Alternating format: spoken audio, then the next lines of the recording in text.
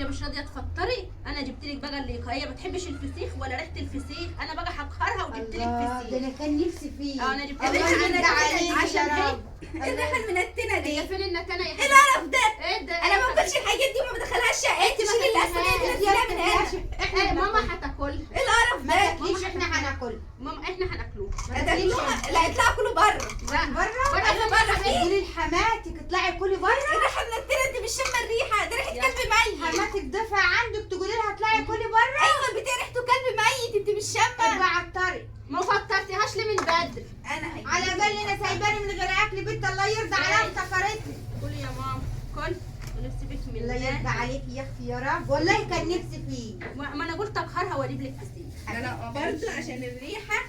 ايه ده؟ ايه اللي هتعمله ده؟ ايه ده؟ كل بقى. كل ايه بقى. الريحه والاكل يا حبيبتي؟ قومي من هنا. اهو. طب هناكله ازاي بقى؟ ريحه وحشه. طب هنعمل ايه؟ كلب ميت. طب هنعمل ايه؟ اصبري لما ناكله. لا اخي. اخي انا طب انا باجي هقهرك ومش واكله الا هي. مش انا واكلها. عايزه انا اقعد اقف استنى في الريحه دي لسه على ما تاكله. ما ما البخور هيجي على الاكل يا الريحه بنت. مش هتأثر فينا. البخور انا شامه ما شمش ده. طب مش البخور هتأثر اهو. فينا. يلا من الريحه مش هتأثر فينا.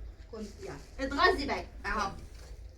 طب ولو عملت ايه انا سيبيه. ماشي. سيبها تموت بفرستها إيه. سيبيه. ايه خليها كده وتاكل في ده نفسها. كلب ميت بتاكلوه ازاي ده؟ اهو بناكل اهو الله اهو يقرفك. افتحي اعملي ده هي. اهو اهو اخليه. اهو. يلا. ده يترمي الكلب ياكله. تاخدي حته. خدي حته طب خدي لقمه. بالعند فيه.